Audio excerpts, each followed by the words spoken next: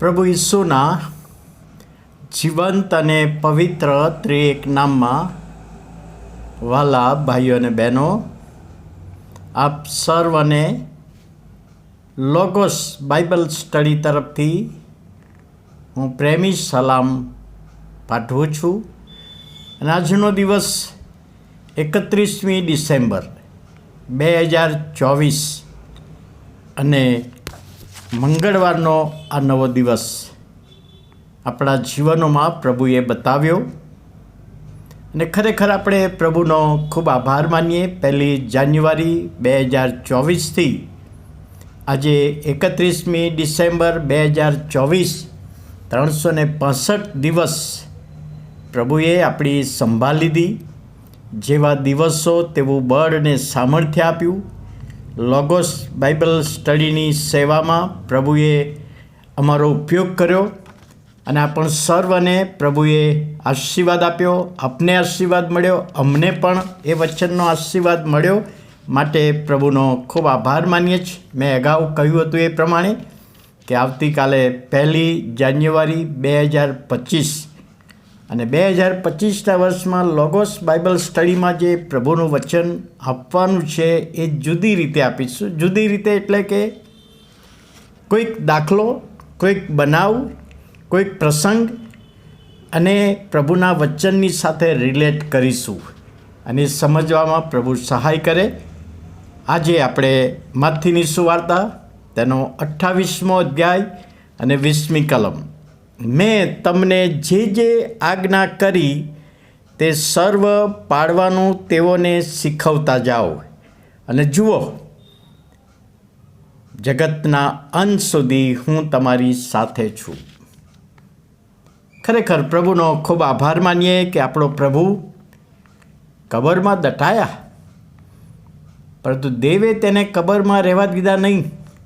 ઉત્થાન પામ્યા, કેટલાકને દર્શન આપ્યું અને સ્વર્ગમાં ચડી ગયા. પણ સ્વર્ગમાં જતા પહેલાં એમના શિષ્યોને એમણે ભેગા કર્યા અને શિક્ષણ આપ્યું, આજ્ઞા આપી કે મેં તમને જે આજ્ઞા આપી છે તે તમે પાળજો અને બીજાઓને શીખવજો. આ છેલ્લી આજ્ઞા. પ્રભુ ઈસુ ખ્રિસ્તે પોતાના શિષ્યોને આજ્ઞા આપી કે તમારે બીજાને શીખવવાનું છે, પણ પહેલાં પોતે તમારે પાડવાનું છે અને બાપ્તિસ્મા આપતા જાઓ. અને કહે છે જુઓ, જગતના અંત સુધી હું તમારી સાથે છું. ને પછી સ્વર્ગારોહણ થયું ઈસુનું. હવે ઈસુ આવવાના છે, એની આપણે રાહ જોઈએ છીએ. પણ આ આજ્ઞા તો પ્રભુએ આપણને આપી જ છે. જે આપણે શિક્ષણ પ્રભુના વચનોમાંથી શીખ્યા આખું વર્ષ દરમિયાન, અને એ વચનો દ્વારા પ્રભુએ આપણી સાથે વાત કરી છે, તો એ આપણે બીજાઓને કહેવાની જરૂર છે. મેં ઘણી બધી સાક્ષી લોગોસ બાઇબલ સ્ટડી સંબંધી સાંભળી લોકોના મુખે, અને ખરેખર પ્રભુનો ખૂબ આભાર માનતા પ્રભુના નામને ધન્યવાદ આપીએ છીએ. અને પ્રભુનું પ્રોમિસ, જુઓ હું તમારી સાથે છું. 2024ના વર્ષમાં એ પ્રભુ આપણી સાથે રહ્યો. આનંદનો પ્રસંગ હતો, મુશ્કેલીભર્યો પ્રસંગ હતો, દુઃખનો સમય હતો, મૂંઝવણભર્યો સમય હતો, તકલીફવાળો સમય હતો, સતાવણીવાળો સમય હતો, ચિંતાવાળો સમય હતો. પણ પ્રભુ આપણી સાથે રહ્યા છે, આપણને મૂકી દીધા નથી. એ જ પ્રભુ કહે છે આવતા વર્ષે 2025ના વર્ષમાં પણ હું તમારી સાથે છું. વર્ષ કેવું આવવાનું છે એ આપણે જાણતા નથી, પરંતુ એક બાબત ચોક્કસ જાણીએ છીએ કે જે પ્રભુ ગયા વર્ષમાં એટલે કે 24ના વર્ષમાં સાથે હતો, એ જ પ્રભુ 25માં આપણી સાથે રહેવાનો છે. કારણ કે ઈસુ ગઈકાલે, આજે અને આવતીકાલે સદાકાળ એવો ને એવો જ છે. અને એ પ્રભુનું પ્રોમિસ આજે 31મી ડિસેમ્બરના રોજ પ્રભુ પ્રોમિસ આપી રહ્યા છે કે જુઓ, જગતના અંત સુધી હું તમારી સાથે છું. ત્યારે વહાલા ભાઈઓ અને બહેનો, આપણે પ્રભુનો આભાર માનતા પ્રભુના નામને ધન્યવાદ આપીએ છીએ કે આપણો પ્રભુ આપણી સાથે છે. જે પ્રોમિસ આપનાર પ્રભુ છે અને પ્રોમિસ પાડનાર પ્રભુ છે. ત્યારે એ પ્રભુના નામને આપણે ધન્યવાદ આપતા પ્રભુના હાથોમાં સોંપાઈએ છીએ.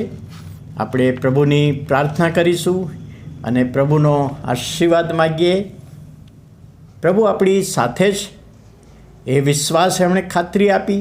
શિષ્યોને કહ્યું, તમે જાઓ, શિક્ષણ આપો, સેવા કરો, બાપ્તિસ્મા આપો, હું તમારી સાથે છું. બીજા અર્થમાં કે પ્રભુ કહે છે, હું તમારી આગળ જાઉં છું.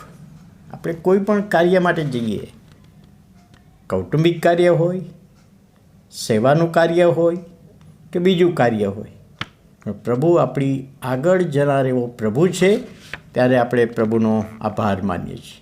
આ પ્રભુની આજ્ઞા, મેં તમને જે આજ્ઞા કરી તે સર્વ પાડવાનું તેઓને શીખવતા જાઓ, અને જુઓ જગતના અંત સુધી હું તમારી સાથે છું. પ્રાર્થના કરીએ. વાલા પ્રભુ, આભાર માનતા, સ્તુતિ કરતા તમારા નામને ધન્યવાદ આપીએ છીએ.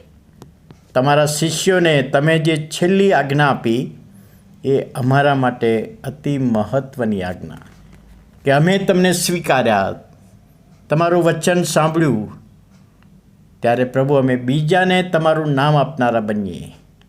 અને એ માટે પ્રભુ સહાય કરો. 24ના વર્ષમાં તમે બધી રીતે સહાય કરી, અને 25ના વર્ષમાં અમારી સાથે ને પાસે રહેવાનું જે પ્રોમિસ આપ્યું છે, આભાર માનતા તમારા હાથોમાં સોંપાઈએ છીએ.